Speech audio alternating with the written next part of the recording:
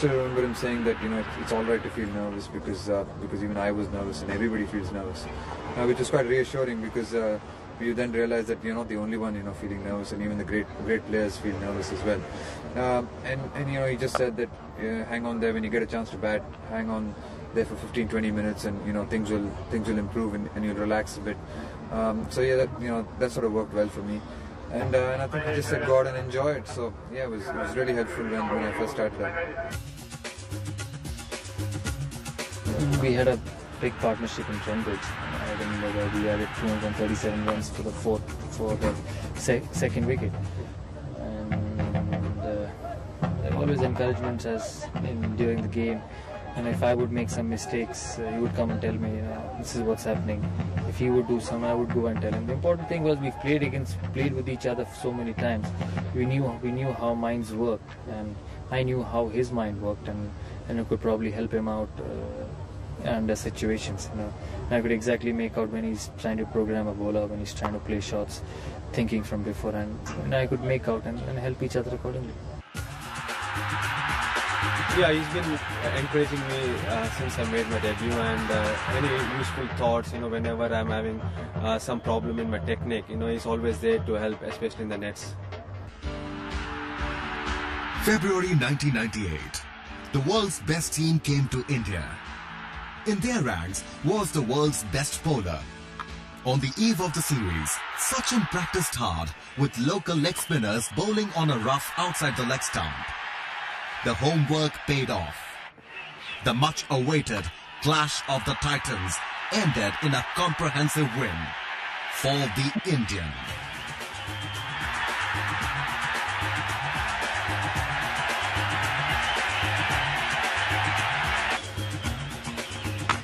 And he's tipped it in a very nice hand. Tendulkar's waiting for the right ball. It's one of the problems Scott did with that is that the runs have gone from just below 50 there on the skillet run. The battle shifted from the subcontinent to the Oasis. April 22nd, 1998. India versus Australia. India needed a great innings to qualify for the final of the triangular series.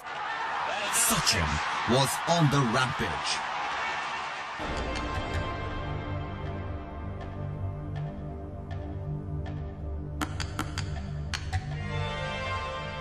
A sandstorm came and went. India's human storm blew unabated. Wonderful 100 from Sachin Tendulkar, steering India to a place in the final here against Australia. Straight down the ground, wonderful shot, all the way for six. 1 run to qualify. That's it, they qualified. No trouble at all. Sachin Tendulkar has taken it for the Australians, and the Indians are through to the finals. These two teams are going to do battle again. Oh, it was a great experience for me watching from the other end, because we desperately wanted to qualify for the finals, and the task was quite huge. We had to get around 200 odd runs in reduced overs to qualify for the finals. And the way he came out and he smashed the bowlers all around the park. 2 days later, on his 25th birthday, Sachin gave his team and country a wonderful gift, the title. That's it. 100 number 15 for Sachin Tendulkar in one-day internationals. As I was going to the Indian dressing room, I ran into Rishi Beno. And he said, Raj, I also thought he's a very, very good player. I think he's a great player. Nobody has treated Australian attack like that. In 1998, Sachin scored 1,067 runs against Australia. One of the great qualities that Sachin has had is he's always tried to get the better of the best bowlers from the opposing team. So whether it was a Waqar Younis or whether it's Shane Warne or whoever else, he says, okay, if I can subjugate this man, then half my battle is won. So that was a period when all of us saw him get after the best bowlers in the opposing teams, the fastest, the quickest, and once you get over on top of them, then it makes it that much easier for him as well as for the rest of the team. 1999, India met Pakistan in a test series for the first time in a decade. In the first test, India, needing 271 to win, were 82 for 5. Defeat was in sight, but Sachin would have none of it. Under intense pressure and physical pain, the little champion played an epic. On his shoulders rested the hopes of an entire nation. I think Joshi told me that he went down the wicket and told him, it's gone on too long now, let me finish this match. It was a floater of Sucklane's.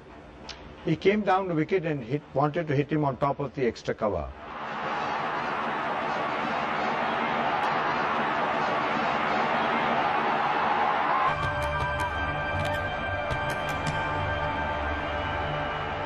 I came down to the dressing room. I think it's fair for me to say he was weeping like a schoolboy. I kept on telling him, why are you taking the whole blame yourself? By then we had lost the match. You made impossible possible by playing this great innings. He said, no sir, I have lost this match. We were in the podium. I think very few times you get a man of the match on the losing side. He got the man of the match on the losing side. From the podium, I signaled to Anshuman Gaikwad, the coach of the Indian team, and told him, where is he? Because I knew he was the man of the match. He said, not coming. I think that's what commitment is all about. At the end of the 1999 World Cup, the reputation of the Indian cricket team was down in the dumps. And to salvage lost pride, the selectors once again turned to Sachin Tendulkar. Sachin's first stint as captain of India had not been a memorable one. He began his second innings as captain with a bang. With runs and records against the touring Kiwis, he scored his first double hundred in Test cricket. That's it.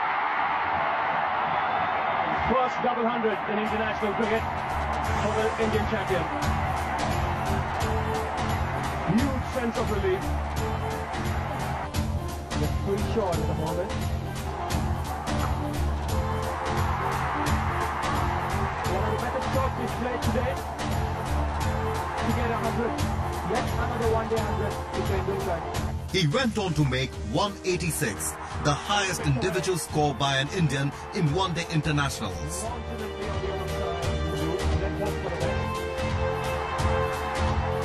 Look what you hear. So Sachin Tendulkar becomes the highest scorer for India in one-day international cricket.